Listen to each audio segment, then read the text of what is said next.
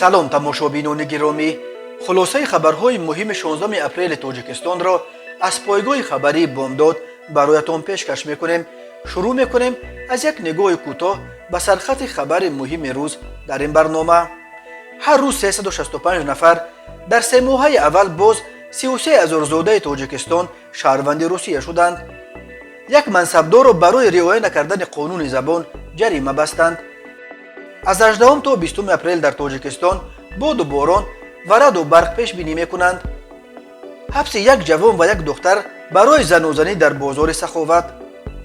ҳукми шартии сокини Бохтар барои қасди таҷовуз ба номуси духтари туркман. ва акнун тафсилоти хабарҳо.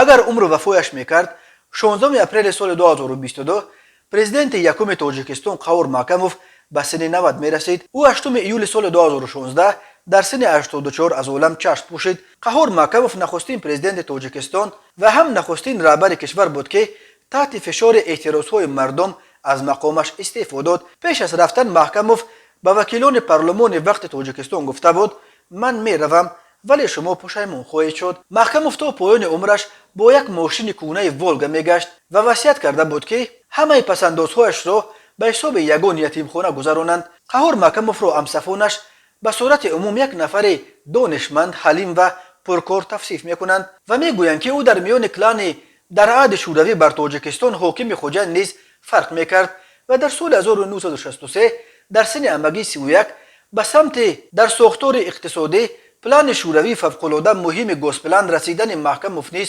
ҳокист ки ин клани ҳоким ҳанӯз аз ҳамон овони ҷавонияш ба Қаҳур Макамов умеди бисёр дошт. қариб 2 сола кор дар раёсати госплан, 3 сол баъд аз он дар мақоми сарвазир ва сипас курсии котиби аввали ҳизби коммунист ки амалан раҳбари аввали тоҷикистон буд ва 9 моҳи президентӣ дар маҷмӯъ метавон гуфт Қаҳур Макамов тақрибан 28 сол дар сафи нухбагони аввали сиёсати тоҷикистон қарор дошт ва 6 соли охираш дар мақоми аввали раҳбарии ин кишвар.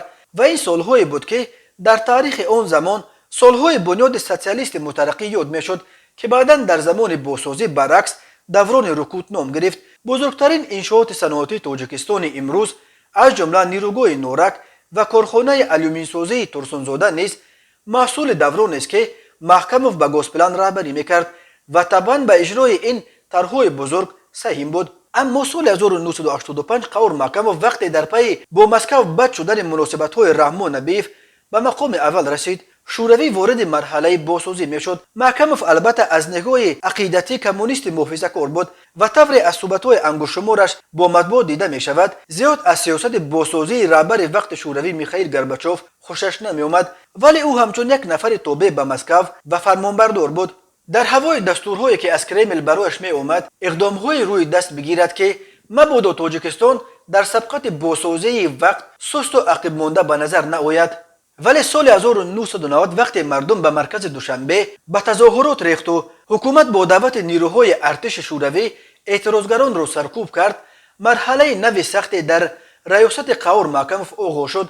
ӯ баъди 2 моҳи саркӯби ин тазоҳурот раиси шӯрои олӣ ва дар поёни соли 1990 дар парлумон нахустин президенти Тоҷикистон интихоб шуд. вале маълум шуд ки ҷомеа хуни 25 қурбонии эътирозҳои феврали соли 1990-ро ба Макамов набахшидааст. бовар меравад ки маҳз ҳаводиси феврали соли 1990 Тоҷикистонро дар масири каҷе андохт ки оқибаташ силсилаи эътирозҳо ва истеъфоҳои пайдарпайи раҳбарони аввали кишвар дар тирамоҳи соли 1991 ва баҳори соли 1992 шуд ва охируламр ин кишварро дар ниҳоят ба гирдоби ҷанги хунини шаҳрвандӣ тела дод. дар поёни августи соли 1991 билофосила баъди шикасти ГКЧП тазоҳургарон дигарбора ба маркази Душанбе рехтанд ва истеъфои Қаҳур Макамовро дар байн гузоштанд ва ҳизби коммунист ки баъди шикасти ГКЧП дар як вазъи танг қарор гирифта буд, барои таскин додани издиҳоми шӯрида розӣ шуд ки Қаҳур Макамовро қурбонӣ кунад. ӯро дар иҷлосҳои шӯрои олӣ ҳамонҳое ки аз кор гирифтанд ки 9 моҳ қабл ба ин мақом интихоб карда буданд. Макамов то охирин лаҳза ва то даме ки ҳатто ёрони наздиктаринаш ҳам ба минбар баланд шуданд ва истеъфои ӯро хостанд, бо он чӣ ки дар он толор мегузашт бовар намекард ва ё намехост бовар кунад. вақте дид ки танҳо мондааст ва бояд биравад, ин як ҷумлаи таърихиашро гуфт ки ман меравам, ولی شما بعد من پشیمون خواهید شد. قهور ماکاموف تا پایان عمرش با یک ماشین کونه ولگا میگشت و وصیت کرده است که همه پولی رو که دارد به حساب یگان یتیمخانه گذرانند. دادگاه شهر باختر با قرار خود از 28 مارس سال 2022 موسیزاده شادی عبدالخالق سردار ریاست حفظ محیط زیست ولایت ختلان را با جرم ویران کردن قانون زبان دولتی به اندازه 30 نشان دهنده برای حسابها 1920 سامانی جریمه بسته است. موسیزاده به آن گناهکار دانسته شد که برخلاف طلبات قانون زبان مهر و تمغه های به زبان غیر دولتی نوشته شده ریاست حفظ محیط زیست ولایت ختلان را تا این جانب استفاده کرده نام ریاست حفظ محیط زیست ولایت ختلان را به زبان غیر دولتی نوشته در درآمدگاه بنا آویزان نموده است. بنا به اطلاع مرکز مطبوعات دوستانی کل تاجیکستان، پروکراتور ولایت ختلان حالت اجرای قانون جمهوری تاجیکستان درباره زبان دولتی جمهوری تاجیکستان را در ریاست حفظ محیط زیست ولایت ختلان مورد سنجش قرار داد. سنجش نشان داد است که موسیزاده شادی از 7 ینور سال 2018 این جانب رهبری ریاست حفظ محیط زیست ولایت ختلان را بر عهده داشته همچون شخص منصبدار وظیفه‌های خود را به طور دخلدار اجرا نکرده طلبات قانون جمهوری تاجیکستان درباره زبان دولتی جمهوری تاجیکستان را رعایت نکرده است. طبق طلبات ماده های 1 و 3 ماده 20 قانون جمهوری تاجیکستان درباره زبان دولتی جمهوری تاجیکستان متن مهر و تمغه های مقامات های دولتی، تشکیلات های جمعیتی و اینچنین صاحبکاران انفرادی به زبان دولتی نوشته می شود. ولی خبر میدهد دوستانی کل این طلبات قانون را موسیزاده رعایت نکرده مهر و تمغه های به زبان غیر دولتی نوشته شده ریاست حفظ محیط زیست ولایت ختلان را تا این جانب استفاده کرده است. این چنین طبق طلبات قسمای 1 و 2 ماده های 18 قانون جمهوری تاجیکستان درباره زبان دولتی جمهوری تاجیکستان نامگذاری تمام تشکیلات و مؤسسه ها نوابسته از شکل تشکیلی و حقوقی و مالکیتشان به زبان دولتی صورت گرفته همه لوحه و آویزه ها در حدود جمهوری تاجیکستان به زبان دولتی نوشته می شوند. ولی گفته می شود در اطلاعیه این طلبات قانون را نیز موسیزاده رعایت نکرده نام ریاست حفظ محیط زیست ولایت ختلان را به زبان غیر دولتی نوشته در درآمدگاه بنا آویزان نموده است. قانون زبان دولتی در تاجیکستان سال 1989 قبول شده زبان تاجیکی را زبان دولتی و زبان کارگزاری رسمی این جمهوری اعلام کرد. ولی موردهای برای ویران کردن قانون زبان و به جوابگری کشیدن منصبداران در تاجیکستان انگشت شمارند. شادی موسیزاده 3 دکبر سال 1987 در جماعت کیروف نویه وخش به دنیا آمده. سال 1991 دانشکده کشاورزی تاجیکستان را با اختصاص اگرونوم ختم کرده است. او چند سال رهبر کمیته زمین نویه وخش ولایت ختلان و رئیس نویه وخش بود. اویلدار صاحب 6 فرزند. به فرق از اکثر منصبداران تاجیک که عضو حزب حاکم خلقی دموکراتی اند، موسیزاده عضو حزب اگراری تاجیکستان است. دادگاه کشور پرم روسیه زاده تاجیکستان شاهنظر شاهظفرف را با جرم قتل بیرحمانه همسر 21 ساله حامله‌اش شبنم و پدر عروس 48 سالش حاجی قربان رسولوف به حبس عمرباد محکوم کرده است. حبس عمرباد حد اکثر جزا در روسیه برای قتل 2 نفر از جمله زن حامله طبق قسم 2 ماده 105 کودکس جنایتی روسیه است و شاهظفرف حکمش را باید در محبس نظامش مخصوص ادا کند. اعضای این خانواده مهاجران تاجیک زادگان نویه تاجیک‌آباد تاجیکستان بوده. پدر و مادر شبنم تقریبا 30 سال پیش در آغاز جنگ شهروندی تاجیکستان به پرم کوچیده آمده بودند. یادآور می‌شویم امروز 3 فوریه سال 2021 در کوچه اسینین محله زاستروفسکی شهر پرم شبنم شاهظفرف 21 ساله و پدر 48 ساله او حاجی قربان را کشتند. جسد آغشته به خون و سربریده شبنم را در درون خانه و جسد پدرش را در کوچه پیدا کردند. در این جنایت بلافاصله داماد خانواده شوهر شبنم را گناهکار کردند. بنا به فرضیه تفتیشات شاهنظر شاهنظرف آن روز اول در داخل خانه شبنم را کشته سرش را از تن جدا کرده است و سپس در روی اولی با پدر شبنم حاجی قربان روبرو شده او را نیز با حدود 60 ضربه کارد به هلاکت رسانیده است. نشریه‌های محلی خبر داده بودند که همان روز 3 فوریه در کوچه اسیرین حدود 100 نفر از زادگان تاجیکستان جمع آمدند که می‌خواستند خودشان جزای شاهظفرف را برای قتل همسر و پدر عروسش بدهند. ولی پلیس او را از این سمسود نجات داد. در جریان تفتیشات 16 دو دفعه مورد تشخیص طبی روحی و روانی قرار گرفت و هر دو تشخیص به خلاصه اومد که هنگام قتل همسر و پدر عروسش عقلش در سرش بود. خود شوزفروف در رفت تفتیشات به گناه خود اقرار کرده گفته است که شبنم میخواست از وی جدا شود و کودک بطنش را اسقاط حمل کند. پدرش هم از تصمیم او پشتیبانی میکرد و همین باعث نزاع خونینی شد که با چنین فاجعه انجامید. از شبنم 2 فرزند خردسال، 1 پسر و 1 دختر یتیم ماند. نگاهبینی آنها را عمک شبنم به دوش خود گرفت و کودکان را به تاجیکستان برد. جنازه های شبنم و پدرش را هم مادر ماتم زده این جوان زن برای گور و چوب به تاجیکستان برد. این خانواده از تاجیک آباد بوده. پدر و مادر شبنم تقریبا 30 سال پیش در آغاز جنگ شهروندی تاجیکستان به پرم کوچیده آمده بودند. تماشابینان عزیز، یادآور می‌شویم خلاصه مهمترین اخبار تاجیکستان را از پایگاه خبری بامداد تماشا دارید. برنامه را ادامه می‌دهیم. در 3 ماه اول سال 2022 قریب 33,000 زاده تاجیکستان شهروندی روسیه گرفتند. این 23.9% یا قریب چهارک تمام آنهایی را که امسال شهروند روسیه شدند تشکیل می‌دهد و تاجیکستان در این چمپیونات غیر رسمی دریافت شهروندی روسیه بعد اوکراین 39.6% جای دوم را به دست آورد. کشورهای باقی مانده را خیلی قفا گذاشته. به حساب میانه امسال هر روز 365 زاده تاجیکستان شهروندی روسیه به دست آوردند. سال 2021 در عموم بیش از 103,000 از زادگان تاجیکستان یا به حساب میانه هر روز 284 تاجیکستانی شناسنامه تاجیکی خود را به شناسنامه روسی عوض کرده بود. روز 15 اپریل در مرکز مطبوعات وزارت کارهای داخلی روسیه در پاسخ به درخواست خبرگزاری روسی تاس گفتند که در 3 ماه اول سال 2022 از همه بیشتر زادگان اوکراین و تاجیکستان شهروندی روسیه گرفتند. همصحبت تاس گفته است در ماه ینور، فوریه و مارت سال 2022 حدود 141,500 خارجی صاحب شهروندی روسیه شدند. شهروندی روسیه برای زادگان کشورهای سابق شوروی به ویژه جالب باقی میماند.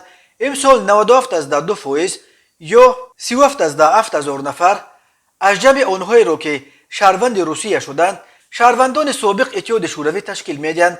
از جمله 39.6% زادگان اوکراین، 23.9% از تاجیکستان، 8% از قزاقستان، 7.9% از ارمنستان، 4.7% از ازبکستان، 4.5% آذربایجان، 3.6% قرقیزستان، 3.1% بلاروس، 3% مولداوا.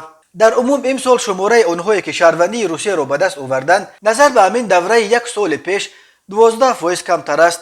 در وزارت کارهای داخلی روسیه کاهش شماره گیرندگان شهروندی روسیه را مفسمی نامیدند، ولی منابع دیگر میگویند شماره داوطلبان شهروندی روسیه بعد شروع جنگ در اوکراین و هلاکت ده‌ها تن از زادگان کشورهای دیگر که بعد دریافت شهروندی روسیه به ارتش این کشور جلب شدند رو به کاهش آورده است. بنا به آمار رسمی وزارت کارهای داخلی روسیه در طول سال 2021 735,000 خارجی شهروند روسیه شدند. بنا به آمارها در 8 سال اخیر حدود 300,000 تاجیکستانی شهروند روسیه شده. از سال 2000 به این طرف تقریبا 800,000 نفر از زادگان تاجیکستان سکونت دائمی در روسیه را اختیار کردند و اکثر آنها با اهل عائله‌هایشان شهروندی آن کشور را به دست آوردند. بر علاوه در سالهای آخر شماره آنها نیز در حال افزایش است که برای جستجوی زندگی بهتر خود را به کشورهای از روسیه نیز دورتر اروپا و امریکا میزنند. مقامات تاجیکستان هجرت مردم را به روند جهانی شوی ربط میدهد و میگوید در شرایط دنیای معاصر قریب یگان کشور از این روند بیرون نمانده است. اما جامعه شناسان میگویند برای مردم تاجیک محبت به زادگاه و فرهنگ چند هزار ساله‌اش نقش بارز دارد و افزایش روند هجرت اهالی به خارج از سرچشمه‌های جدی‌تر و پیش از همه از احساس ناامیدی آنها به آینده بهتر در وطن منشأ میگیرد. کمیته حالتهای فوق‌العاده تاجیکستان با تکیه به معلومات اگنتی هواشناسی خبر داد که هفته آینده در کشور آب و هوای نامساعد پیش بینی کرده می شود. از جمله انتظار می رود که روزهای 18 20 اپریل سال 2022 در یک قطار از ناحیه‌های تابع مرکز و ولایت‌های ختلان و سوخت سرعت باد تا 15-20 متر در یک ثانیه افزوده. روزهای 18 19 اپریل در حدود ولایت ختلان و ناحیه‌های تابع مرکز چنگ باد خواهد وزید. روزهای 19-20 اپریل هواشناسان در ناحیه‌های توبه مرکز، قسمت کودامن ولایت ختلان، ناحیه‌های کوهستان ولایت سوغد و ناحیه‌های قسمت غربی ولایت مختار کوهستان بدخشان باران و رعد و برق پیش بینی می شود و تغییر آب و هوا احتمال فرآمدن ترمه و سنگریزی و سیل و آبخیزی را بالا میبرد. در این رابطه کمیته حالت‌های فوق‌العاده از اهالی خواسته است که در این روزهای آب و هوای نامساعد از سفر توسط عقبه‌ها و راه‌های کوهستان، رفتن به کوه‌ها و جمع‌آوری گیاه‌ها و هیزم، ماهیگیری و شکار حدالامکان خودداری کنند. به اهالی توصیه داده می شود که در این روزها از چراندن چاروا در تل و تپه ها نیز خودداری ورزند. به خاطر پیشگیری از عاقبت‌های سیل و آبخیزی کمیته از ساکنان خواسته است که جوی آبرف‌های اطراف خانه خود را تازه کنند. به خاطر پیشگیری از حادثه‌های ناخوش در راه‌ها بخصوص در عقبه‌ها و راه‌های کوهستان، کمیته حالت‌های فوق‌العاده با اصرار از رانندگان ماشین‌های 36 خواهش می‌کند که حرکت را در ساعت‌های شبانه محدود کنند. از رانندگان همچنین خواسته می‌شود که در این روزها قاعده‌های حرکت در راه بخصوص سرعت را قطعاً رعایت کنند. و حالا یک مرور کوتاه به اخبار کریمینالی و حادثه‌های ناخوش روز. دادگاه شهر باختر ولایت ختلان با حکم خود از 3 مارس سال 2020 معروف رمضانزاده را با جرم سوءقصد به تجاوز به ناموس به 3 سال زندان شرطی با 1 سال مهلت سنجشی محکوم کرده، همچنین به مبلغ 500 نشان دهنده برای حسابها 32,000 سومانی جریمه بست. دادگاه رحمانزاده را بر اساس ماده 32 قسم 3 138 قسم 1 کودکس جنایتی جمهوری تاجیکستان گناهکار شناخت. مرکز مطبوعات دادستانی کل تاجیکستان در شرح این پرونده گفت رحمانزاده معروف رمضان شب 23 و 24 ینور سال 2022 در حالت مستی همراه رفیقانش زیایف، سمیف و رؤوپوف با ماشین شخصیش از شهر باختر با مقصد سیر و گشت شبانه در شهر دوشنبه روان شده است. در راه رمضانزاده شهروند ترکمنستان کریمووا اویگل که او را همچون پیشخدمت طرفخانه احسان شهر باختر می شناخت دیده ماشینش را نگاه داشته است و اویگل را باور کننده است که با وی به شهر دوشنبه برای سیر و گشت رفته خود همان شب باز به خانه‌اش آورده میرساند. رحمانزاده کریمووا را به محله زرفشان شهر دوشنبه برده ماشین را در جای تاریکی نگاه داشته از نبودن رفیقان نامبرده‌اش استفاده برده درهای آن را قلف و موسیقی را بلند کرده در حالت مستی خواسته است کریمووا را تجاوز نماید. کریمووا به رحمانزاده مقابلت نشان داده رحمانزاده از داد و فغان و مقابلت کریمووا ترسیده کردار قصدانه خود را به انجام رسانیدن نتوانسته است. مرکز مطبوعات میلیسای دوشنبه خبر داد که کارمندان میلیسای پایتخت 2 شهروند شریف و فریدون سال تولدش 2003 استقامت کننده شهر دوشنبه کوچه دهاتی، حبیب الله‌زاده دلنوزه سال تولدش 2002 استقامت کننده نویه وخش را برای دغل و ویران نمودن ترتیبات جمعیتی دستگیر کردند. در نتیجه سنجش معاین کرده شد که نامبردگان سانه 11 اپریل سال جاری تخمینا ساعت 13:30 در کوچه فردوسی نزد بازار سخاوت بین همدیگر مناقشه نموده در برابر الفاظ قبیح همزمان یکدیگر را زیر لط و کوب قرار دادند. ویدیوی زنازنی آنها در اینترنت نشر شد و موج واکنش‌ها را به بار آورد. با نظر داشت نوار لحظه مناقشه نامبردگان و پرسش شاهدان حادثه نسبت هر دو طبق طلبات ماده 460 میدان باشی کودکس حقوق ویرانکنی مأموری جمهوری تاجیکستان پروتکل ترتیب داده شده از جانب سود نویه فردوسی نسبت شریف و فریدون جزای مأموری به مهلت 15 شبانه روز و نسبت حبیب الله‌زاده دلنوزه حبس مأموری به مهلت 6 شبانه روز تطبیق کرده شد. تماشابینان عزیز و گرامی، این بود مرور به خلاصه چند خبر مهم امروز تاجیکستان. خبر و گزارش‌های بیشتر از تاجیکستان و درباره تاجیکستان و اطراف آن را در سامانه پایگاه خبری بامداد در این نشانه پیگیری نمایید: www.bomdad.com. خوش باشید.